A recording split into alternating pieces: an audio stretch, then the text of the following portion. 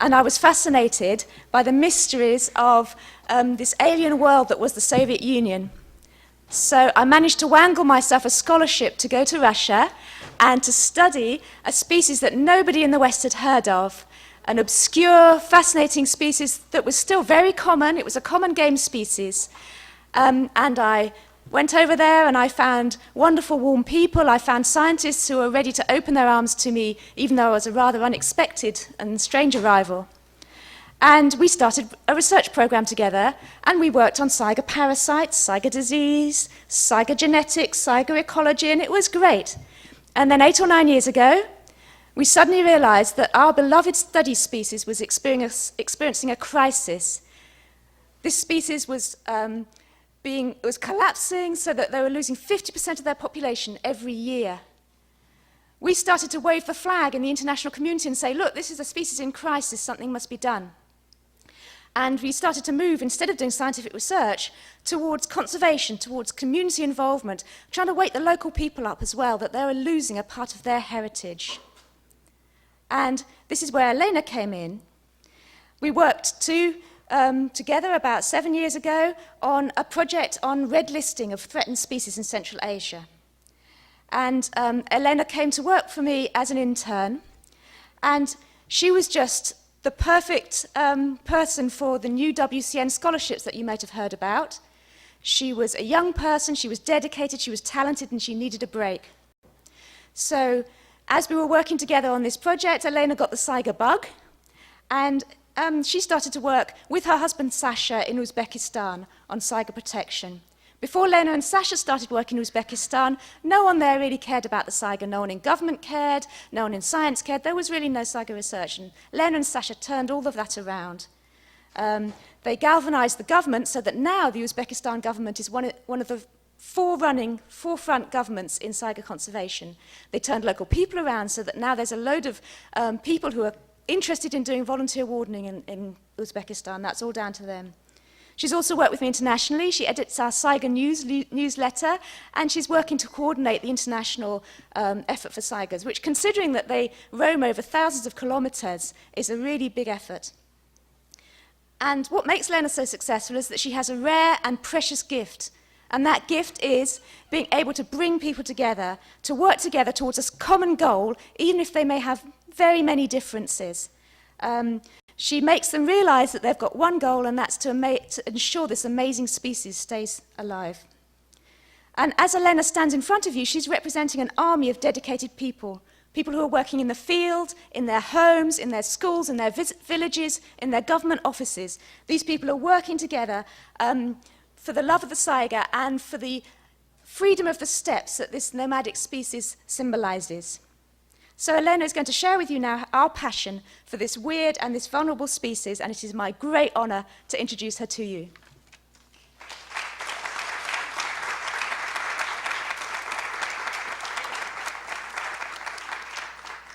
Thank you, Jay. It's a very brilliant introduction for me. Thank you, everybody, and good day. Здравствуйте.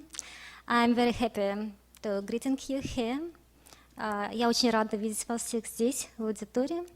Let's tell about Saigas. Who is a Saiga? Okay. Saiga was a very common species in the past, and now Saiga absolutely critically endangered species. Saiga is antelope, middle size. It's comparable with a domestic sheep. And local name Saiga is okuruk. It means white tail. You can see on this beautiful picture this feature for the Saiga. Saiga live in a steppe. What does mean steppe? Steppe is a general name for the grassland, desert, and semi-desert in Eurasia. Saiga absolutely beautiful, adapted for the life in a steppe. It's first of all, Saiga is excellent runner.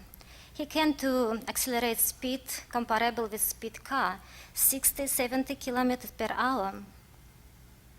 I will tell you about Pre-Caspian and Central Asian steppe, which reach in distance 1,500 kilometers from the Caspian Sea in the west until foothills of Western Tinshan in the east. It's very huge distance, believe me. I would like to talk about another interesting feature for the Saiga. Saiga's strange nose.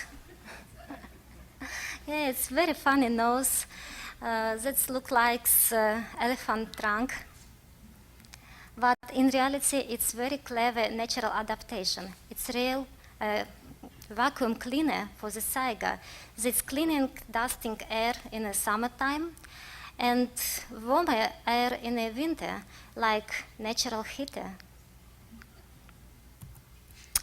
Okay, Saiga has very beautiful camouflage that allows him to be invisible for the enemies. First of all, it's natural predators, wolf, fox for cows, or predators of the birds, and of course human. Saiga plays a very important role in the culture of nomadic people who live in the steppe. Many myths and legends tell about Saiga, and Saiga's image used in local music and local art. And it's amazing, but local people very strong believe that Saiga can protect them from the illness and curses.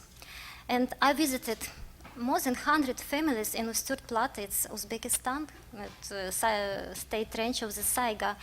And practically in every houses I saw on the wall very interesting amulet from the Saiga skulls. It's very different decorated skulls that people keep very strong. And I think maybe it's not good idea to organize special competition for this amulet. Oops. Okay, I believe that Saiga is one of most unique species in the world, and I give you at least 5 reasons why I think so. Reason number 1, Saiga is winner. In reality, Saiga is relict Ice Age. Saiga lived in the same time with mammoths, woolly rhinos, and two-sabled tiger. And when that most strong, more powerful opponent was extinct, Saiga survived, and Saiga with us now, sorry. And believe me, Saiga have very good vital potential for the future life.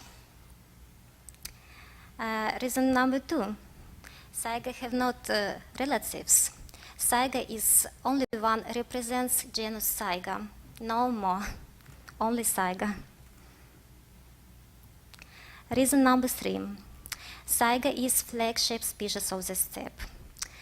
Actually, Saiga is symbol of the steppe, and Saiga only one wild ungulates who keep balance in the natural steppe ecosystem. If Saiga will be extinct, we lost classical steppes. Reason number 4, Saiga is perpetual traveler. Saiga is real nomads. It migrates across the body 5 countries. It's a Central Asian country and pre-Caspian country. First of all, it's Russia, and Kazakhstan, Uzbekistan, Mongolia. At past it was China. Now Saiga extinct in China. And currently we have only 5 isolated population Saigas in the world. And only one from them is transboundary. It's Ustur population between Kazakhstan and Uzbekistan. Reason number 5. Maybe it's sound a little strange, but Saiga is lucky guy. And the past Saiga was distributed more widely. 50,000 years ago, Saiga inhabited very widely in Eurasian continent, from the British Island in the west to Alaska in the east. Saiga have very huge, very numerical population. It's people remember that Saigas had cover steppe like real sea. It was necessary only a couple of decades for the drying this sea. And Saiga population was very strong decreased in the end of 19th century, mostly due to very strong poaching for the Saiga horns. In 1920 was assessed only 1,000 Saiga. Only 1,000. It's too small for the ungulate species. And then, due to very strong protection measure in the former Soviet Union, Saiga was saved, and its number was rapidly increased. Till 1915, in the world, possible to account 2 million Saigas. Very big difference, 1,000 and 2 million. And I will be happy to say that it's very happy story, and Saiga survivor, and Saiga won happy ticket. But to my regret, in Saiga's life begin new, very sad chapter. After destroyed of the Soviet Union, in the former Soviet Union country began very strong economical crisis, as body control was very worse, and Chinese markets was very strong influence to the economic of the Saiga areas countries. Began new strong poaching for the Saiga horns, and during the very short period, Saiga's population was declined very rapidly. The population size in 2003 was only 3% of the population size in 1960-1990. It's mean more than 95% for decreasing. It's so big. Now, Saiga listed like critically endangered species in IUCN Red List. What is main reason? As I said before, its main reason for the Saiga decreasing is hunting, overhunting for the Saiga horns. Saiga horns is very popular component in medicine, in traditional Chinese medicine. More than 50 traditional drugs contain Saiga horns, and more than 160 factories in China make drugs for the Saiga horns, from Saiga horns. You can see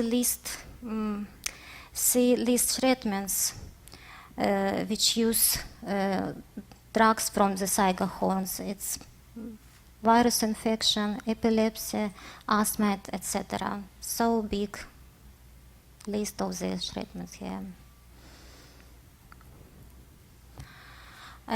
Selective bad use, it's only Saiga males have horns, and mostly hunting kill males, and selective hunting for the males leads to catastrophic drop in the number of adult males. It has resulted in reproductive crash. Now, less than 5% males in Saiga population. How we can conserve Saiga antelope? First of all, we need to stop the poaching. Okay, I'm from Uzbekistan. It's a country in Central Asia that's located between two great rivers, Amudarya and Sirdarya. And Saiga located in the north part of my country, in the plateau Usturt. It's very severe country with very extremal weather condition, waterless, and severe winter, very hot summer. And nomads people live here. And I have been there in my childhood. I began my knowledge with Usturt Plateau maybe 20 years ago. It was very beautiful country, so rich, biodiversity was there, and Saigas, and beautiful birds, and aerial sea full with exotical fish. But after 20th year, I come back in this area for my investigation, and I was very shocked because I see very terrible picture. Is land covered by the Saiga bone and Saiga skulls with cutting horns. It was terrible. It looks like dinosaurs cemetery. On the picture you can see local people and local landscape, quite beautiful. What about main threat for the Saiga in Uzbekistan? Of course, first of all is hunting. Its main reason for the hunting is poverty. Local people use Saiga like potential issue for income. It's another serious threat for the Saiga is artificial barrier, like highway which across Uzbekistan plateau and railway. Highway and railway cross Saiga migratory roads. It's a very big threat because Saiga during the migration dead in the road and in railway. Another threat is gas pipeline. It's currently in the plateau Sturt began very active development of the gas deposit, and we prospect that in near future its biodiversity of Sturt plateau and especially Saiga will be very strong disturbed by the gas pipelines. It's another potential threat, it's state border fence. Our government plan to build special fence between Uzbekistan and Kazakhstan. It will be absolutely terrible thing because it's cross traditional migratory road Saiga, and Saiga migration will be stopped. Okay, what is the Saiga Conservation Alliance? In reality, Uzbekistan is part of this alliance, and we work together, as said before, during the long time, and now we unite for the very good issue. We would like to save Saiga for future generation, and our mission is restore Saiga in its position keystone flagship species of the steppe. We believe that saving Saiga, the saving steppe, and saving our future and future our children. Another part of the Saiga Conservation Alliance is Russia, Kalmykia. Our colleagues in Saiga Breeding Center and most successful breeding center in the world that captive Saiga. We have many interesting and useful projects, research projects and community based. I would like to give you only two examples. One of these is community based projects, rotation cows. This project aimed to improve livelihood of local people in Kalmykia.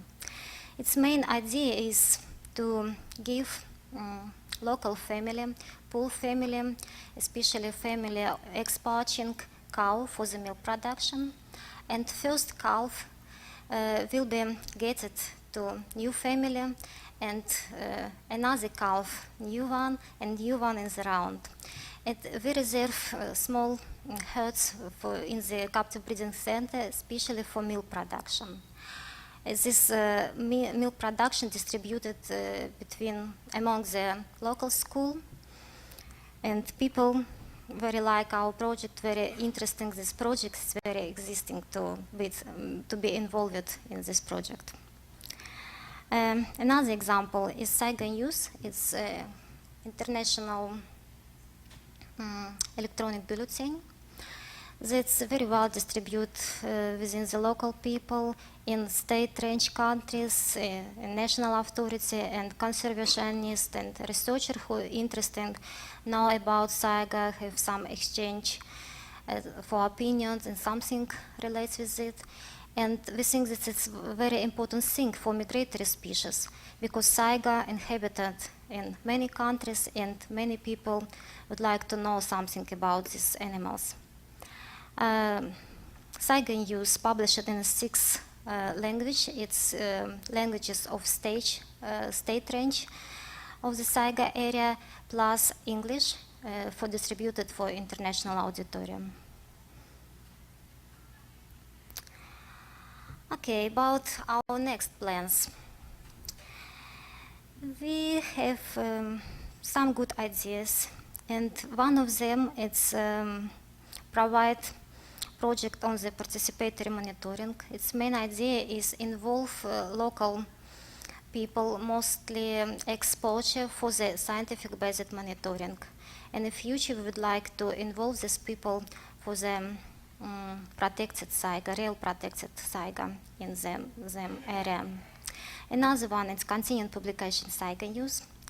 For Uzbekistan, we dream to establish a protected area. Ideally, it must be transboundary protected area between Uzbekistan and Kazakhstan. We'd like to lobby oil gas companies for involving them to the Saiga conservation and sponsorship for local community. It must be very important for local people, I mean. And my passion is participatory video. It's very good, it's a very new and very original idea. We would like involve local men and women in process of the video making. Its aim is to improve understanding people, them relationship between human community and nature. Making video, they begin to think about very important, about philosophic thing, how they influence to the nature, how nature influence to the human population. I mean, it can be very interesting and very impression. How you can help us to save Saiga?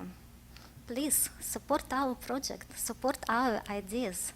And I mean, any donation will be very useful for us and allow us to save Saiga for future.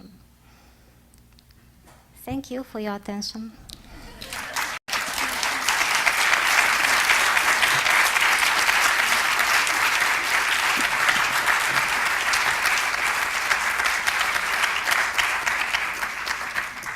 Your question, please. I'd like to help AJ to translate if I don't understand so clearly. Your question, please. Yes, please.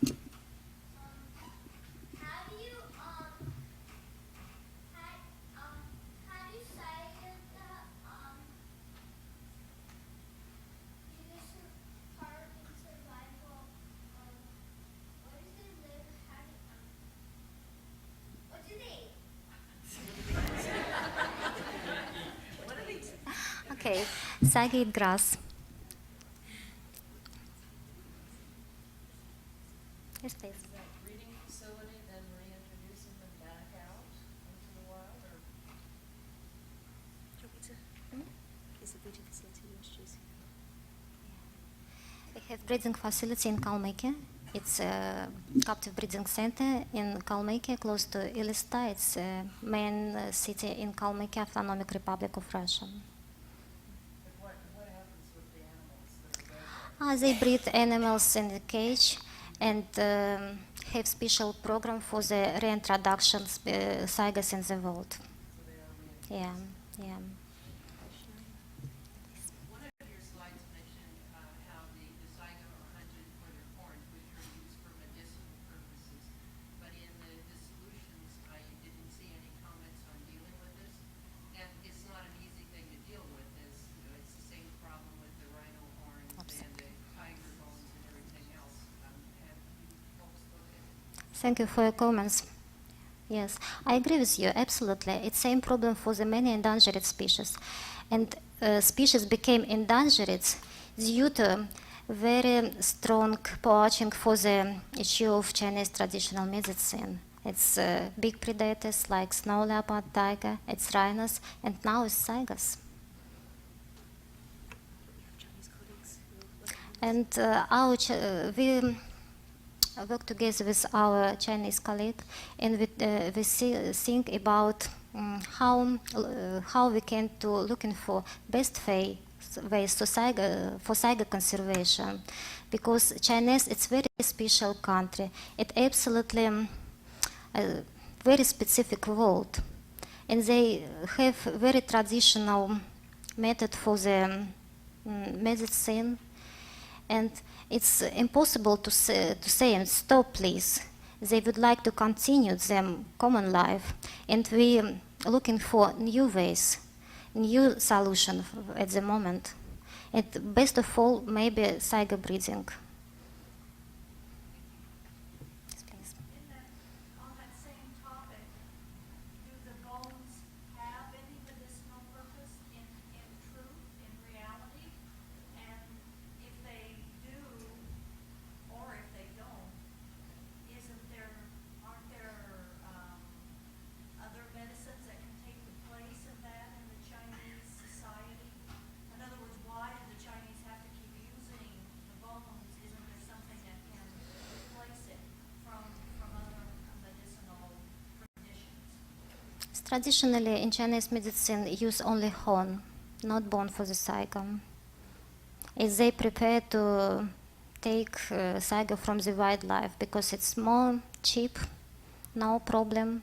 It's mostly illegal trade, but due to very huge poverty in the former Soviet Union Republic, it's possible to very weak control on the body. On that same thing, what is the government of Uzbekistan doing to work with the Chinese government to prevent the illegal trade? Is there an agreement in the process? What's going on in that thing? Thank you for good question. Unfortunately, to my big regret, our government began work for the Saiga problem only 1 year ago, seriously. First of all, Uzbek State Committee of Nature Protection signed a memorandum on understanding for the Saiga conservation. Its Chinese government have very strong interest to work for under this memorandum too.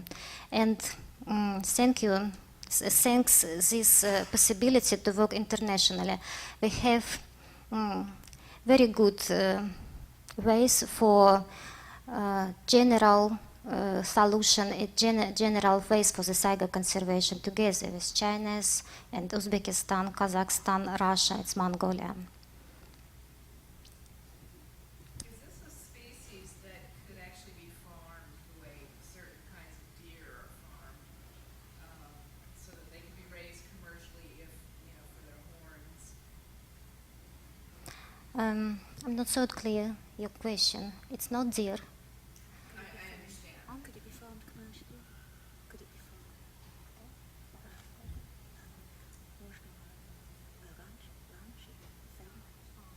Okay. Yes, it's possible, of course, but Saiga not so lucky species for the captive breeding. Sometimes it's very difficult process, and now our colleagues in Kalmykia looking for best methodology for the Saiga captive breeding, and they would like to distribute them experience widely in the world, within the world, especially in China and Mongolia now. Unfortunately, it's a horn and not an antler. Sorry? Unfortunately, it's a horn and not an antler. So it can't be. It can't be cut off. You can't cut the horn. No, it's impossible. It's not deer. It's impossible, absolutely. It's terrible way because Saiga will be dead after it. Impossible. Though. Yes, please. If I understand it correctly, the major cause of the collapse of the huge herds of Saiga was the collapse of the Soviet Union. Is that correct? They used to manage the herd scientifically, and now it's just absolute chaos, no management at all. In Saiga's history, it was twice. Its first time it was in the Soviet Union time, and second one after collapse of the Soviet Union, due to very bad control, terrible economical situation. Dictators are sometimes good for animals. Maybe, but not for the Saiga. What's most haunting is that whole relationship with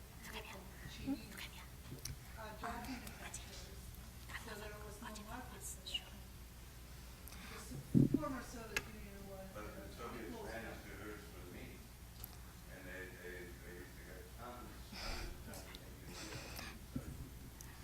I've been asked to close the discussion. If there's one more question, we can have a quick further question. Otherwise, okay. Well, thank you very much. Thank you very much for your attention.